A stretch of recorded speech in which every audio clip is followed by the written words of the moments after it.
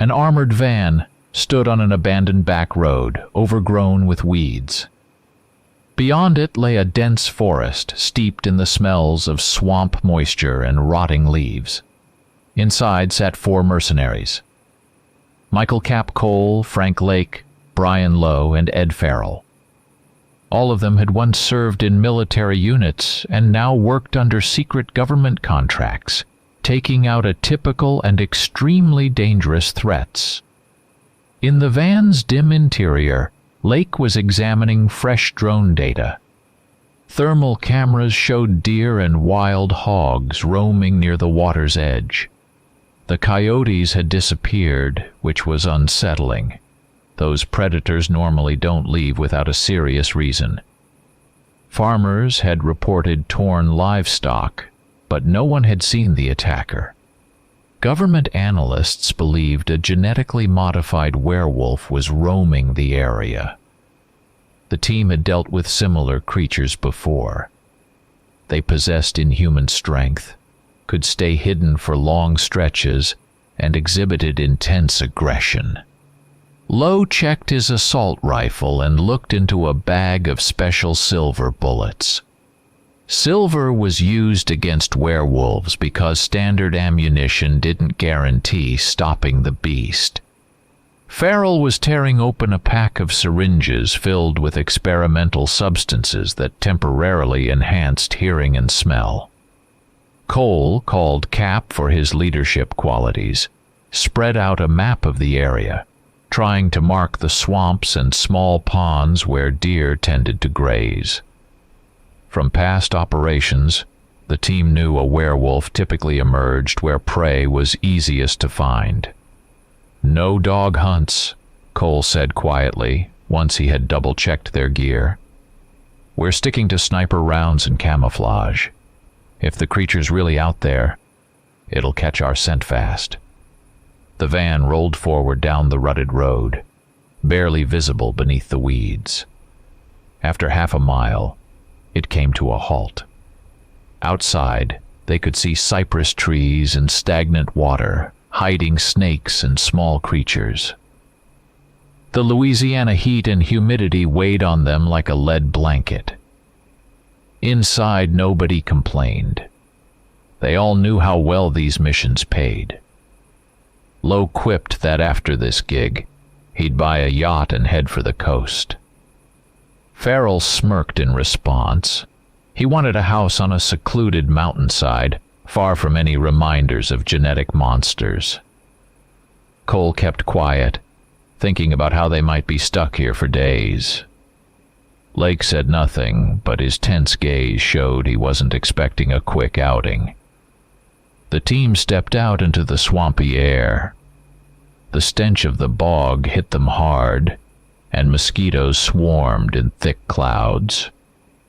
Cole ordered them to set up motion detectors and lay traps within a 30 to 40-yard radius. Lake and Lowe lugged crates of equipment, while Farrell covered them with his assault rifle at the ready. Around them lay rotting roots and mounds that concealed sticky mud. In places, the ground squelched underfoot, forcing them to move slowly so they wouldn't slip. "Pour out the bloody mixture," Cole said, pointing to a small mound raised slightly above the water. The drone showed deer passing through here. If the beast is hungry, it'll come. Lake set down a container of pig's blood mixed with special reagents to keep the smell lingering. Lowe stretched thin wires that would send an alert to their wrist devices if something brushed against them. Meanwhile, Farrell stood watch, a knot of tension forming in his chest. No one spoke needlessly. Evening fell. The team returned to the van and switched to night surveillance mode. Drones hovered above the marshes, feeding thermal images to their tablets. They rotated in half-hour shifts to stay sharp. The heat didn't let up even at dusk, and the gathering darkness only strengthened the feeling that something out there was watching. Frogs and cicadas screeched loudly, blending into a piercing chorus. An hour passed. Lowe and Lake crouched in the bushes, trying not to move more than necessary. Cole monitored the tablet inside the van, while Farrell held position to the right, rifle at the ready. The cameras picked up only deer and the occasional raccoon wandering to the water. No large predators. No one expected the werewolf to come bounding in with open arms, but the oppressive silence rattled their nerves. Government intelligence had flagged a serious threat, yet there was still no concrete proof. "Stay on your toes," Cole advised over the radio when he caught Lowe's quiet sigh. "If this thing's here, it's waiting for us to wear down." Farrell recalled past missions where werewolves showed surprising cunning. They might use a wounded animal to lure hunters into a trap or circle around from behind, relying on their heightened sense of smell. 2 hours slipped by in silent vigilance. Several times the cameras registered sudden bursts of movement, but they proved to be wild hogs spooked by random noises. The team was bothered that even the coyotes still hadn't returned, as though they sensed a more formidable predator in the area. Lake considered suggesting a position change, but Cole insisted they hold out until daybreak. These creatures disliked morning light, since it made them easier to spot. With only a couple of hours left until dawn, nobody slept. Lowe was sick of the mosquitoes, and Farrell occasionally shifted his arms to balance the weight of his heavy rifle. Cole watched the sensors, seeing only sporadic flickers of wildlife. Lake crouched in the bushes, lost in his own thoughts. Thus ended their first night, without a single shot fired. The werewolf hadn't shown itself, though they'd expected a savage beast to appear.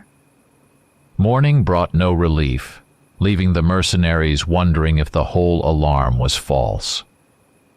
At sunrise, the van crept along a narrow clearing that cut deeper into the Louisiana swamps. The night's stakeout had been fruitless. The werewolf hadn't taken the bait. Still, they had no plans to abandon the mission. The government had poured substantial funds into having operatives like Cole, Lake, Lowe, and Farrell investigate even the slightest chance of a mutant threat. Cole drove, his expression tight with concentration despite his fatigue. A sleepless night could slow reaction times, but the team was trained for long campaigns. Lowe kept glancing at the map, marking down any observations from the night. Farrell monitored equipment that tracked radiation levels and chemical traces in the water. Lake tinkered with a case of scientific gadgets, thermal sensors, test tubes, and sample collectors. Officially, these missions didn't exist. The government refused to acknowledge the gene experiments that had led to the creation of werewolves. Cole recalled his superiors saying how their group had become an invisible hand, clearing out failed projects. Locals only ever caught glimpses of mysterious armed men skirting the outskirts of town. "We'll stop here," Cole said, steering onto a relatively dry patch of land. "We need a short break to check our weapons and test the water." They got out. Even in the cypress shade, the heat felt stifling, and the soil squelched beneath their boots. No houses or human sounds, just a thick wall of greenery glistening with dew. Lowe popped the hood to check the engine, and Farrell hauled out a fuel canister. Lake set up a compact device to analyze the water's chemical makeup. Cole took a sample from a nearby stream, careful not to sink too deeply into the muddy ground. In the past, these types of werewolves left traces of odd enzymes in the water. Lake said as the sensor began to flash. If it's around, we might detect the residue. Farrell nodded and checked the list of parameters. Sometimes female werewolves or their young left subtle chemical markers that could only be found through lab methods. The beast might mark territory without venturing close to a human stakeout. Lowe switched on a portable transmitter to send the readings back to the van. If the test shows anything out of the ordinary, we'll start the hunt right here, Cole said. But remember, we're under strict orders to stay covert. No random shooting. They all knew local hunters could stumble on their camp by accident, and the government wanted no public attention. Lake cast a sidelong glance at Farrell's syringes of stimulants. The serum helped track the creature by boosting the senses, but it came with severe side effects if used too often. A couple of hours of sleep wouldn't hurt, Lowe muttered once they'd set up all the equipment. I've been up nearly a full day. My brain's cooked. Farrell agreed, but Cole insisted someone remain on guard while the others rested. They slept in shifts for about 3 hours. In that time, the instruments collected data, and Lake prepared the rifles for calibration. Sniper rifles got extra care. Werewolves were known to move fast, and a missed shot could be fatal. By noon, the heat had become almost unbearable. Frogs and herons roamed the water, and some swamp bird called in the distance. Lowe sipped warm water from a plastic canteen, peering at the brown-green algae swirling at the bottom. Farrell checked the drone's radio link. It hovered 300 feet overhead, scanning a radius of several miles. No solid sign of the beast, he muttered, reviewing the thermal maps. Just deer and hogs. No predators. Maybe the werewolf drove them off and moved on. Lake was doubtful. According to classified reports, these creatures were fiercely territorial and wouldn't abandon a prime feeding ground until it was stripped clean. People hadn't disappeared yet, but livestock had suffered. That implied the beast was still lurking, just not breaking the silence that would betray its presence. Cole suggested pressing deeper into the swamp, guided by the drone's new data. They planned to collect additional water samples at another spot. The van moved on, leaving behind tracks of soft, churned-up earth. As they delved further, they noted signs of hogs and deer, flattened grass and torn-up shrubs in certain places. It didn't prove a werewolf's presence, but it confirmed the area had plenty of large game. A red fox darted across their path far ahead, vanishing among the stumps.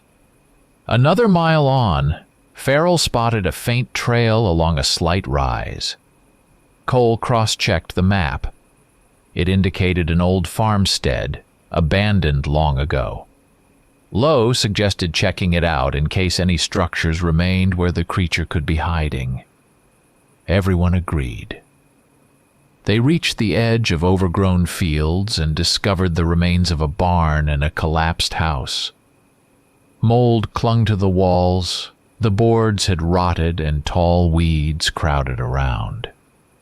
The van stopped about 50 yards away to keep engine noise to a minimum. The mercenaries got out and surveyed the scene. Lake quickly noticed strange scratch marks on one of the boards, as though made by claws. Lowe inspected the ground near the entrance. The prints were too muddled to identify, but the earth looked disturbed. Something's definitely been here, Cole said. We'll split up. Lake, Lowe, check the barn. Farrell and I will search the house. Stay in radio contact. Moving cautiously along the overgrown paths, they found the barn to be damp and reeking of decay mixed with mold. Lake ran a light over the walls. watching for any fur or spots of blood, while Lowe covered him with his assault rifle at the ready. It was quiet, only the faint whistle of wind overhead. Meanwhile, Cole and Farrell entered the house. The doorway had crumbled, and the floor sagged with rot. Broken boards and trash lay strewn in one corner. Farrell shone his flashlight, though a weak beam of daylight slipped in through gaps. Cobwebs dangled from the ceiling, and insects rustled beneath debris. There was no sign of anything alive. But Cole spotted what looked like old tracks leading to a partially collapsed staircase to the second floor. "Heads up. Could be a den," he said softly, indicating a hole in the corner to Farrell. "See if there are any bones or hides." Farrell moved closer, bending down, and a sharp odor of rancid flesh hit his nostrils. He pushed aside a board and found a small pile of bones, likely from a big dog or coyote. They bore deep grooves, as though something had gnawed the meat right off. Cole recognized it immediately as the work of a predator far beyond normal. A werewolf might kill animals that crossed its territory. "We've definitely got something vicious holed up here," he radioed Lake and Lowe. "Check the barn carefully for more clues." Lake replied he saw no evidence beyond a few scratch marks. Lowe guessed the creature might have used the attic, but the rotten beams had caved in. Farrell wrapped the bones in cloth, intending to send them for analysis. Cole eyed the rotted staircase, but decided not to risk climbing it. They stepped outside to find the sun blazing down, the humidity rising. They regrouped at the van. This time they had small but tangible leads. Claw marks on wood, old animal bones, and a few unclear footprints. It all pointed to a large predator aggressively edging out the coyotes. No one knew if it was truly a werewolf, but the evidence was compelling. "We'll keep moving," Cole said, putting the findings in a sealed bag. "We'll collect another water sample about a mile away and figure out our next stakeout spot. These ruins aren't safe for us. Those walls could give any minute." The van pulled away, leaving behind the mildewed house and barn that clearly had served as a den for some beast. Lake stared out the window, recalling past missions where a werewolf dragged its kills into a similar hideout. At least no human remains had turned up yet, but the lingering tension didn't fade. The team understood the creature could strike at any moment. Maybe it was already watching them from the swamp's depths. They arrived at a small clearing encircled by swamp plants, choosing this spot for a daytime ambush. Cole placed motion sensors around the perimeter. Lowe and Farrell laid out wild hog carcasses to amplify the scent of blood, while Lake began a special procedure, injecting himself and the others with a stimulant the secret agency had provided. This drug briefly heightened hearing, vision, and smell, but it caused headaches, tachycardia, and a nerve-wracking tension afterward. The team had used it on past missions to track quick-moving targets. Here in the Louisiana bayous, they knew their success would hinge on detecting any sound or scent of the beast in time. "It works fast," Lake murmured as his hearing sharpened. "Try not to make extra noise." Lowe clamped one hand over his ear, overwhelmed by the sudden roar of insects. Farrell crouched by the hog carcasses, breathing through his mouth to cope with the cloying stench. Cole peered between the tree trunks, now acutely aware of rustling leaves and distant bird calls, as if they were right next to him. But above all, he heard his own pulse pounding in his temples. They set up their ambush by the book. Lowe and Farrell took positions with sniper rifles hidden behind camouflage netting. Cole and Lake carried assault rifles covering the rear. The hog carcasses were laid out in the middle of a small clearing drenched with swamp humidity. If the werewolf didn't come for the bait, they would relocate.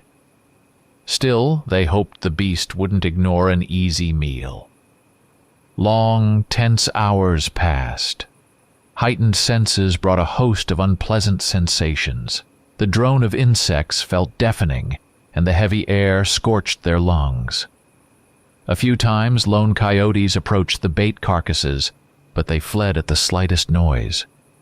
Lowe would glance at the sensors now and then, only to see that they picked up small animal movements. Farrell discreetly wiped the sweat from his brow. Mosquitoes were fast becoming a serious problem. Every buzz seemed painfully loud. As evening approached, Lake suddenly caught a strong odor, something that resembled a blend of wet fur and decaying flesh. He signaled Cole to indicate the strange smell. Cole raised his binoculars, trying to spot any movement among the trees. He saw nothing but drooping branches and murky water.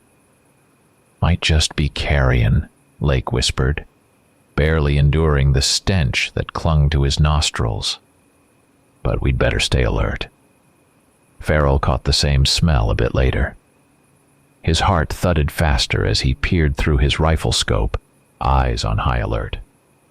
Lowe craned his neck around but saw nothing. The sensors remained silent.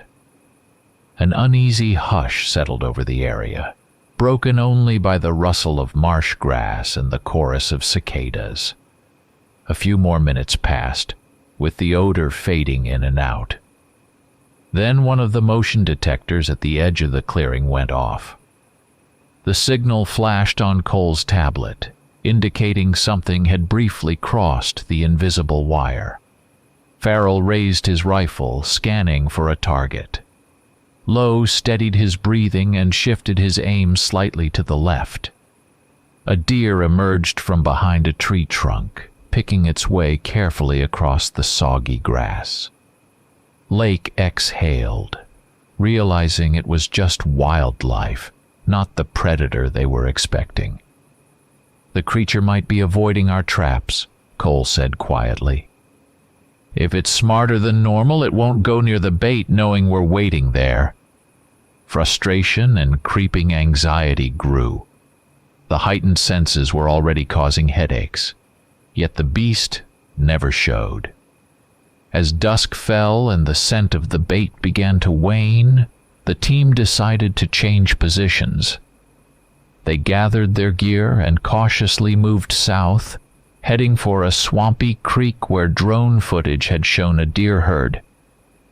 Lowe and Farrell hauled the sensors, Lake carried the remains of the boar carcasses, and Cole brought up the rear. The sun sank toward the horizon, painting the water a deep red. During this short trek, the side effects of the stimulants worsened. Lowe complained of a high-pitched ringing in his ears, while Farrell's hands trembled. Lake had to squat down a couple of times to keep from vomiting as every smell intensified. Cole gritted his teeth, reminding them that it was only temporary. Without the chemical boost, they'd have little chance of catching the werewolf, if indeed it was out there. The government paid well for these risks, providing chemical assistance but doing nothing to cancel out the dangers of its side effects. By the time they reached the new site, it was already dark.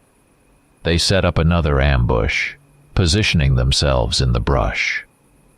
A nighttime breeze stirred the clouds, and the moon's light only sporadically touched the swamp.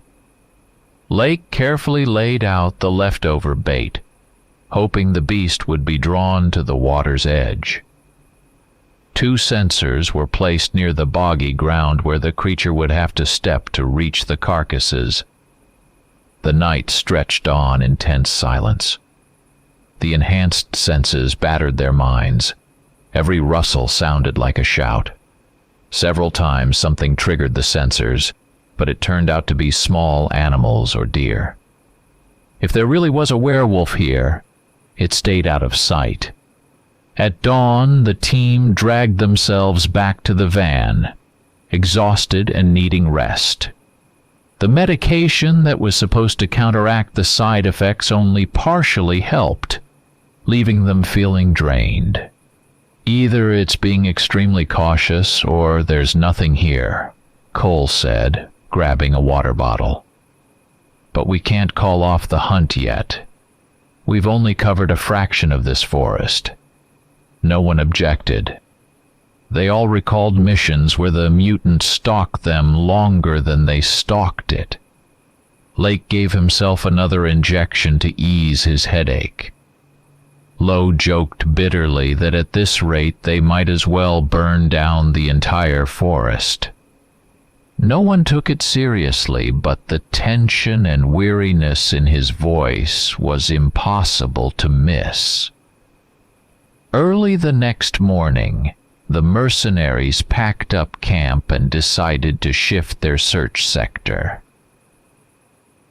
Drone data indicated more animal activity farther south, where the swamps became even less accessible. Cole guessed the werewolf might have settled in that hard-to-reach terrain where humans rarely ventured. Lowe reluctantly got behind the wheel, worried about getting stuck in the mire. But Cole insisted they press on. The van rumbled along a narrow dirt track, winding between towering cypress and willow trees. Lake studied wind direction data, trying to keep the group downwind so the beast wouldn't smell them first. Farrell continued to check radiation levels, aware that some mutants carried lingering traces of experimental contamination. Lowe occasionally hit the brakes to avoid routes that could puncture a tire. After an hour, they reached an area of grayish marshland. The water lay nearly still, occasionally bubbling with strange gases. Lilies dotted the surface, and some of the trees were dead, stripped of leaves. Local farmers claimed they had found torn-up coyotes here in the past. The team set up a new camp on a slight rise where the ground was just above the water level. Cole and Lowe started laying down motion sensors, weaving the wiring through the thick brush. Lake handled water sample analysis, while Farrell checked the thermal cameras. The stench of decay was everywhere, and the frogs' throaty calls grated on their already frayed nerves. While placing sensors, Farrell was nearly knocked over by a startled wild hog that suddenly burst out of the bushes. He fired a round into the air, panicking momentarily, thinking it might be the werewolf. The hog squealed and dashed off. Lowe ran over to check on him, making sure no one was hurt. Cole noted the way the animal had run, almost as if it was fleeing something else rather than just darting around. A few hundred yards from camp, they stumbled on the gnawed remains of a bear carcass. The meat had been ripped away with terrifying force. It was unlikely that any ordinary predator could take down a fully grown bear. Lake and Farrell exchanged uneasy glances. Werewolves were strong enough to overpower even such massive prey. A fresh wave of alarm washed over them. "The beast is around here somewhere," Cole said, stepping closer to the remains. The overpowering smell of decay blotted out all else. Lowe drew attention to the deep furrows in the bones, as though clamped by colossal jaws. No one doubted now that something was out there. If a bear had been the victim, any fight with humans was bound to be even deadlier.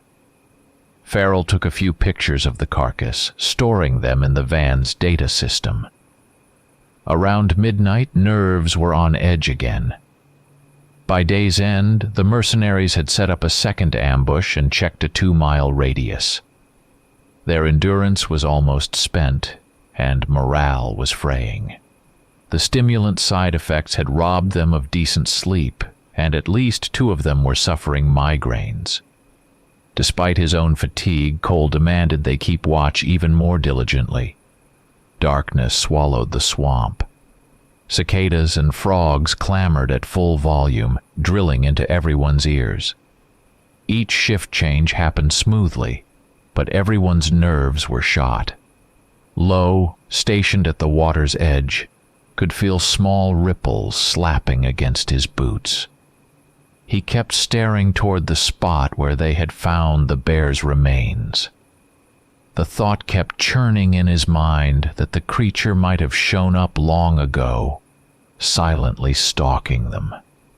From his vantage on the rise, Farrell suddenly spotted movement in the thermal scope. The digital display registered a massive shape about 100 yards to the left. He alerted Cole, who tried to identify the figure. It flickered and then vanished behind the trees. Lake jumped up and pressed his eye to his own scope. Tension hit a peak. "Movement to the left!" Farrell yelled into the radio, but his voice was drowned by harsh static. The signal was faltering as if something were jamming it. Could the werewolf be emitting enough radiation or interference to block their comms? Was it some abnormally large specimen? Lowe shifted position to intercept the possible target. Cole ordered Lake to stay put and cover the van from behind. Farrell tried to refocus the thermal imager, searching for that silhouette. The screen remained blank.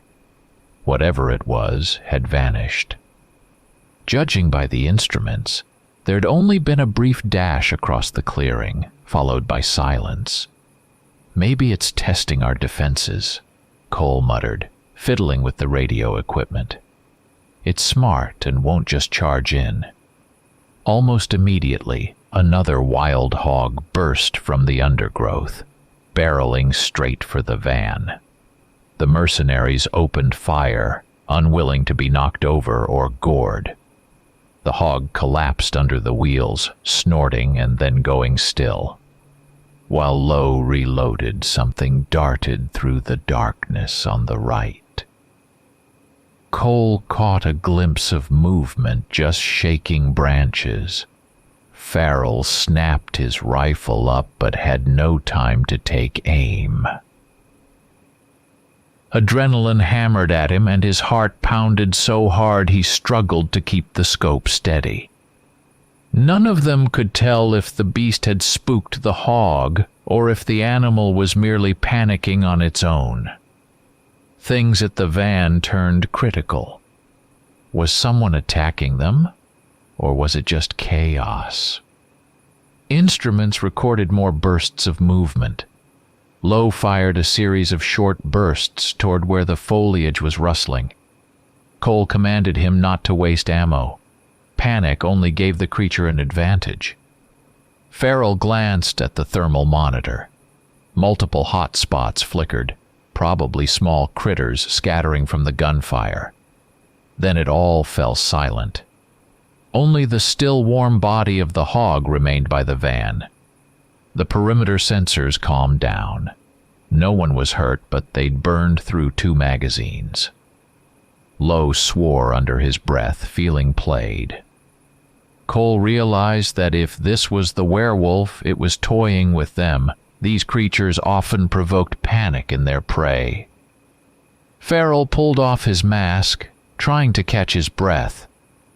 Lake leaned against the van, legs shaking. This nerve-wracking game went on through the night. The beast never showed itself again, but the team heard occasional splashes and rustling as if something was pacing just outside their perimeter. Several times they braced for an attack, but it never came. By dawn, they were all drained, while their unseen adversary either gloated from the shadows or was quietly studying their tactics. 3 days passed in an endless cycle of stakeouts, moving to new positions, drone surveillance, and repeated use of stimulants. Yet the beast was never caught. Only the occasional heat signatures on their scanners and random alarm triggers kept them believing the werewolf really existed. Meanwhile, their exhaustion had become a serious issue. Lowe could barely stand after the night shifts. Farrell complained of a constant ringing in his ears. Lake's migraines worsened under the unrelenting chemical boosters. Even Cole, normally the toughest of them, looked haggard. He tried to sustain morale by reminding them the government paid even if they failed to confirm the creature's presence. But deep down, he knew the contract demanded results, not just wasted time. None of them wanted to head back empty-handed. Early one morning, Cole called everyone together by the van. They'd gone another couple of miles deeper into the swamp, but their food and water were running low. The environment had become torture. The bait went untouched by any large predator. "How long can we keep sitting here accomplishing nothing?" Farrell said with a sigh, dropping onto an ammo crate. "Mosquitoes everywhere. We're burning through ammo, and the beast isn't showing up." "Until Central calls us off, we stay," Cole reminded him. "Our orders are clear. Confirm if there's a werewolf, and if so, handle it. Right now, we can't prove or deny anything." Lake gave himself another dose to fight his headache, trying to pull himself together. Lowe was cleaning his rifle, doing his best to keep his mind off things. They all understood that if a werewolf was really out there, it might have already learned to avoid their traps. Mutants were known to be far more intelligent than normal animals. Despite their exhaustion, they set up another ambush near a remote stream. The drone had spotted a few deer there. Lowe and Farrell set out the bait, while Cole told Lake to recheck the sensors. The day stretched on, the punishing heat pressing down on them. Sometimes they turned off their radios just to escape the constant buzz of insects. By late evening, they had no luck. Deer appeared to drink, and smaller creatures roamed around, but there was no sign of the werewolf. "Worn down to the bone," Farrell declared. "That monster probably left for the next state." Lowe muttered his agreement, but Cole stayed grimly silent. He knew too well that a werewolf might strike just when people let their guard down. Night watch went by in the same tense quiet. At dawn, the mercenaries packed their equipment into the van. Their hunt had yielded no new evidence of a monster beyond old bones and guesswork. Lake felt a conflicted sense of relief that they hadn't encountered a deadly creature, but it mixed with the frustration of wasted time.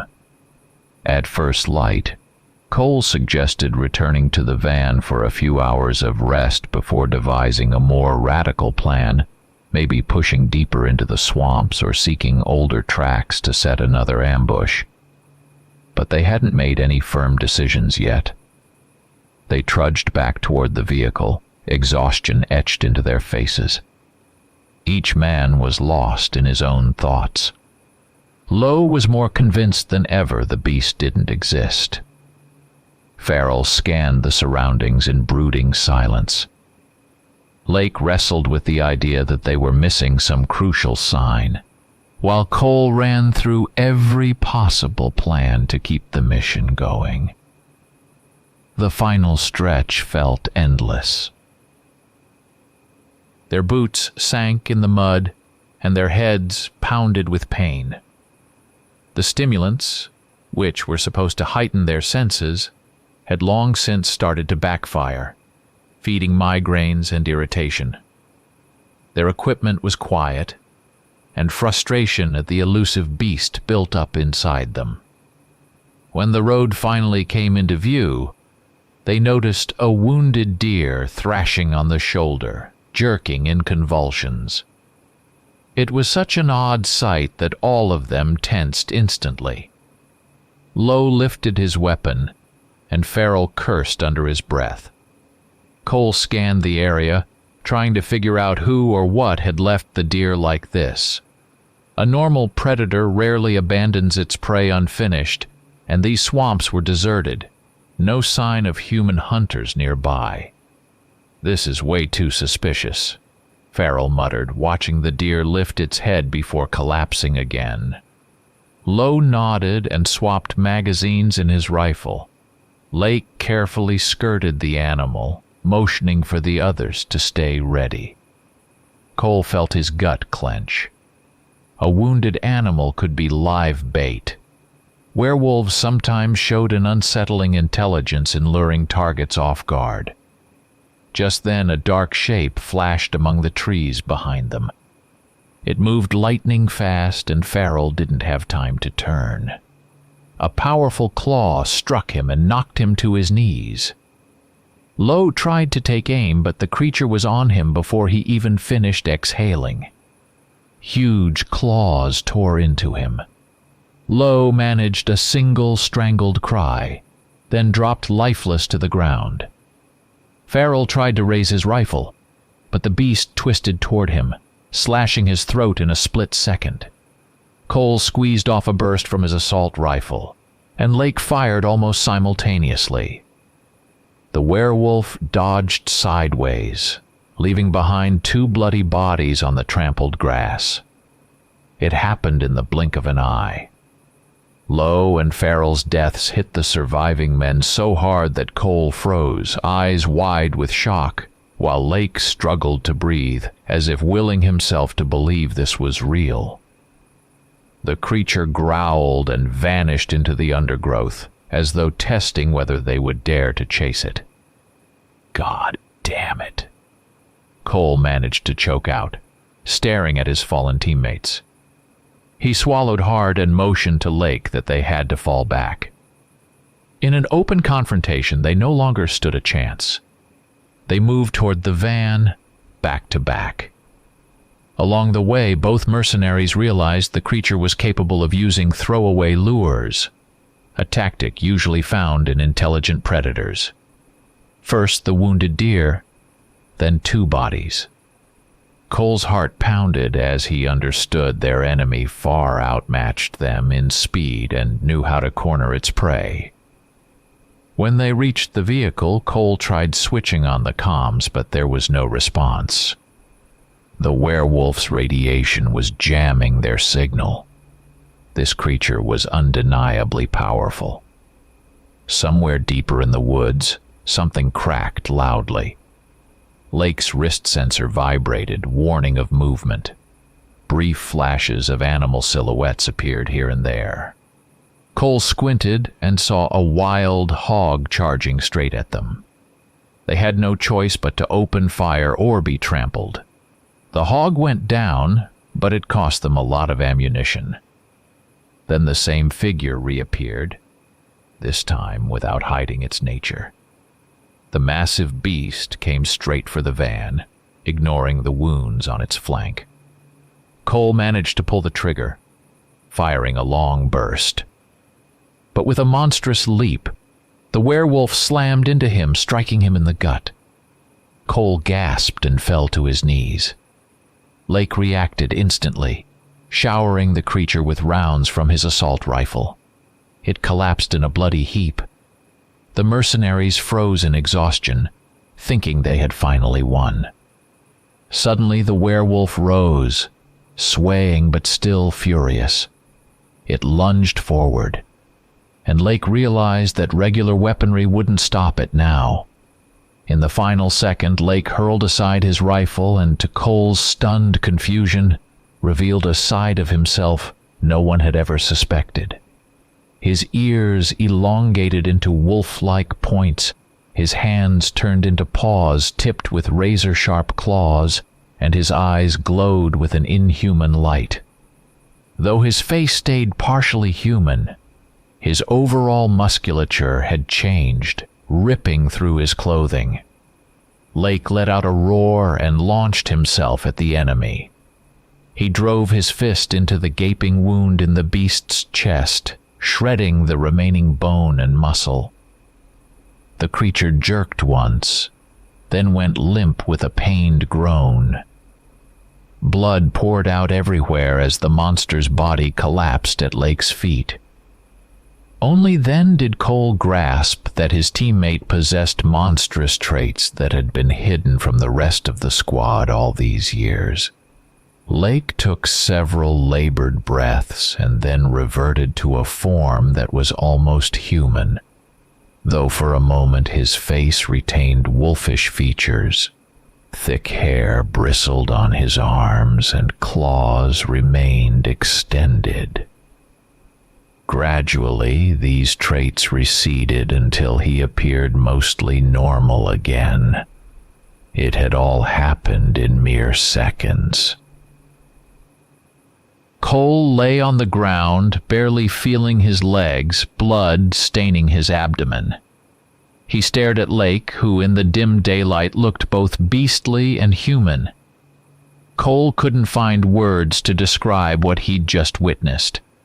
He only knew that Lake must be some sort of hybrid, a half-werewolf, possibly a byproduct of a government experiment. It explained his endurance, his keen senses, and all the subtle oddities in his behavior. Cole coughed, tasting his own blood. The deaths of Lowe and Farrell gnawed at him with despair, but he was now reeling from a new shock. He hadn't expected he'd been fighting side by side with a mutant. Lake crouched beside him, wordlessly pressing his hand against Cole's wound, trying to stanch the bleeding. Cole fought to stay conscious, propping himself against the van. His gut wound sent bolts of pain through him, and blood kept seeping out. Lake, still partially transformed, winced in effort as he tried to maintain his human shape. His ears gradually returned to normal. His claws shrank away and the wild gleam in his eyes dulled.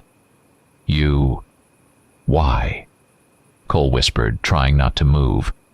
Every twitch brought a dull, throbbing ache under his ribs. Lake shifted closer, fumbling for a piece of bandage to bind Cole's wound. It was clear he was struggling as well. At moments he bit his lip, fighting either pain or the lingering rage threatening to break free again. "I'm not a full werewolf," Lake finally said in a subdued voice. "They experimented on me once, tried to create a hybrid. I ended up keeping a human mind but gained part of the beast's abilities. I spent years learning to control it," he went on quietly, "and hid it from everyone. Even you. I was afraid people would see me as a monster." Cole listened, feeling the blood pulse beneath the makeshift bandage. A thought flickered through his head. Maybe the government was playing both sides, allowing hybrids to serve in mercenary units. Or maybe Central didn't even know that some of these specimens had survived. He wanted to ask more questions, but another coughing fit tore through him, making him weak. Lake fell silent, deeply worried. Nearby lay Lowe and Farrell's bodies and the corpse of the werewolf they'd killed.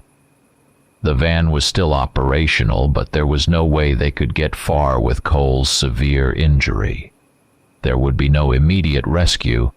Missions at this level were carried out without outside support. Suddenly, Lake snapped his head up, straining to hear something. Cole also felt something off.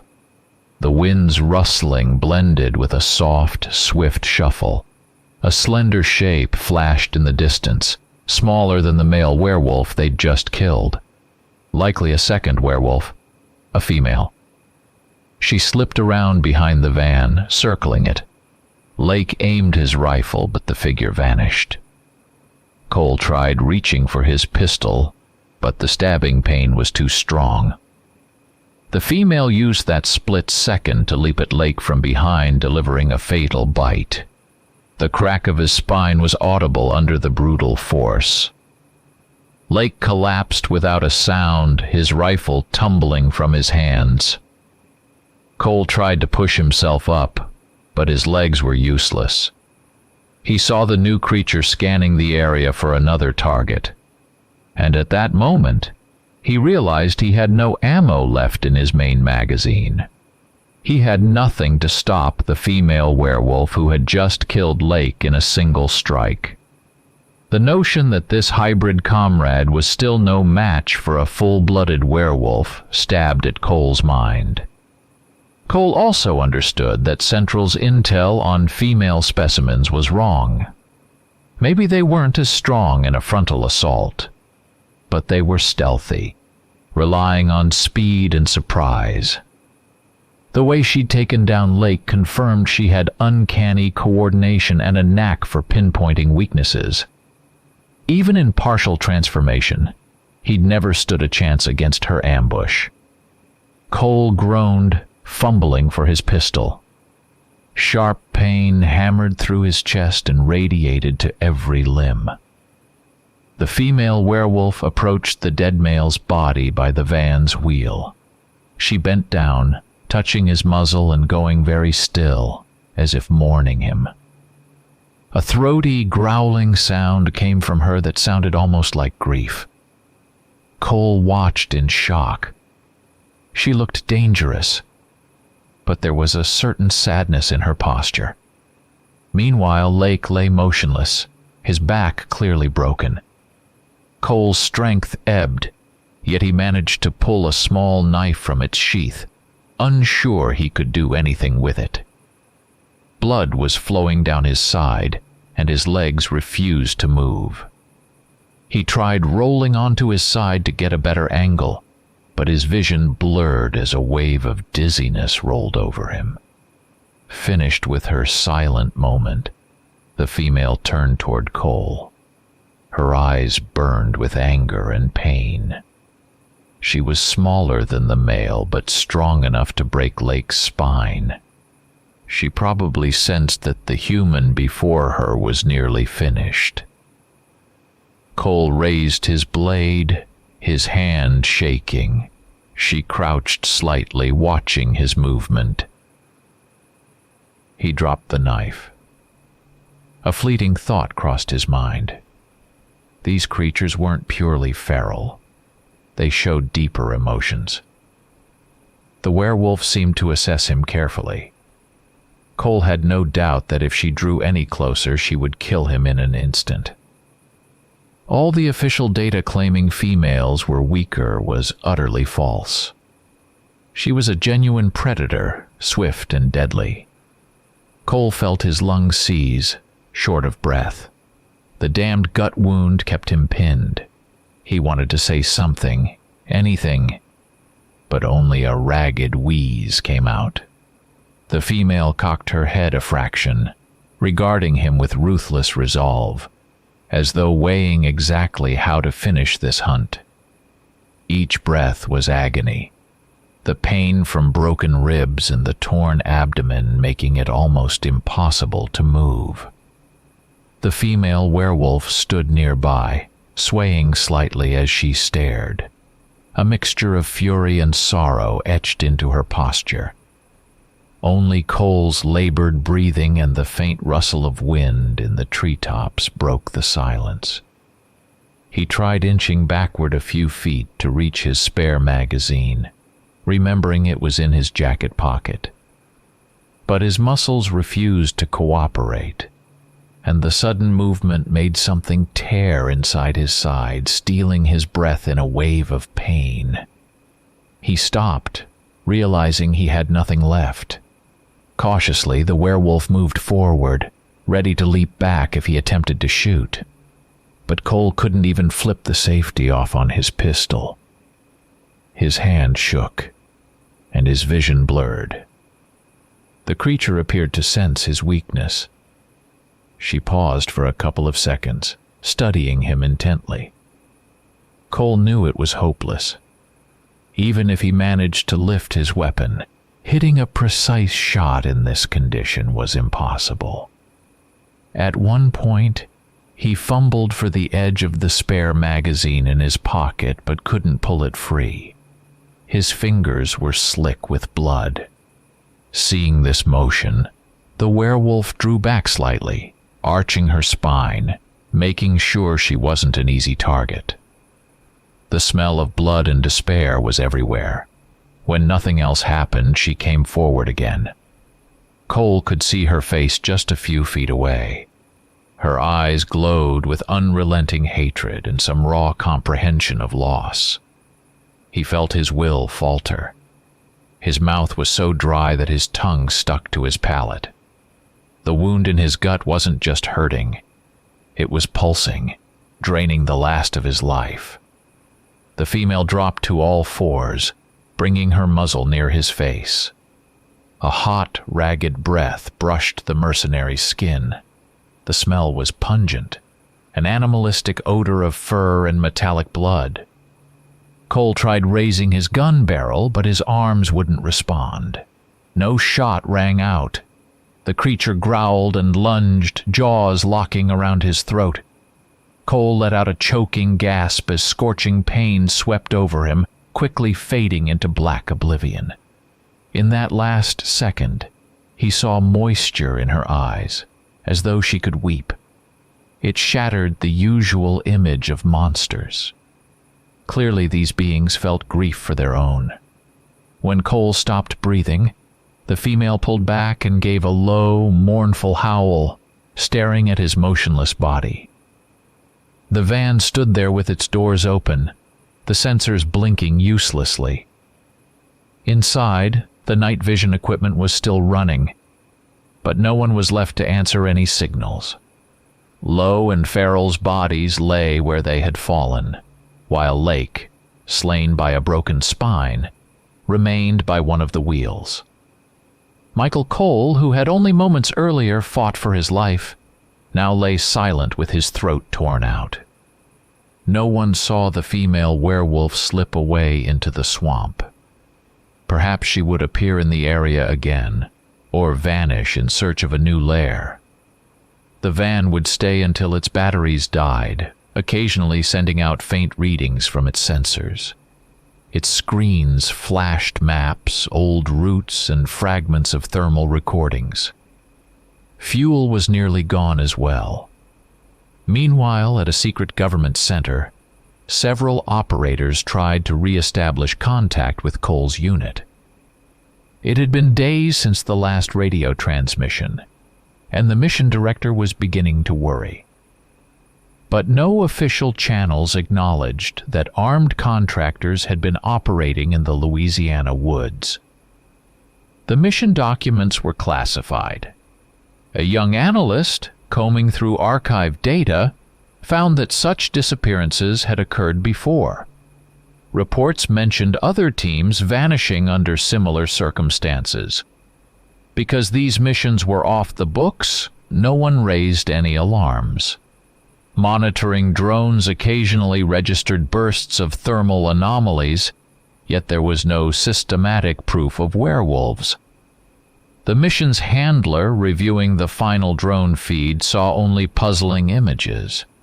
Bodies near the van, plus what looked like the corpse of a massive monster. The footage was blurred. The signal cut out before they could confirm who had died. They could only guess that Cole's squad had been wiped out. The handler knew higher-ups wouldn't publicly admit to such failures. "Seems the creature was smarter than we anticipated," he muttered to the empty room. Official records still listed Frank Lake, Brian Lowe, Ed Farrell, and Captain Cole as conducting a routine removal of potentially large predators. No mention was made of genetically modified beings. Government reports insisted that human-based hybrid experiments had ended years ago, supposedly unsuccessful. The handler reviewed internal files containing DNA samples from various subjects in previous operations. Some carried anomalous genetic markers, but the administration dismissed them as isolated cases, insignificant. Worrisomely, all such evidence tended to vanish quickly, with labs shutting down soon after.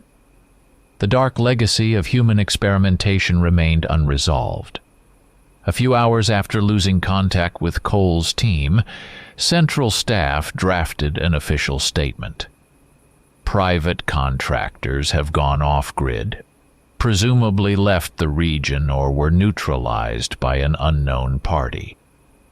The reports claimed that farmers' complaints about livestock being torn apart could be explained by feral dogs or rare predator attacks.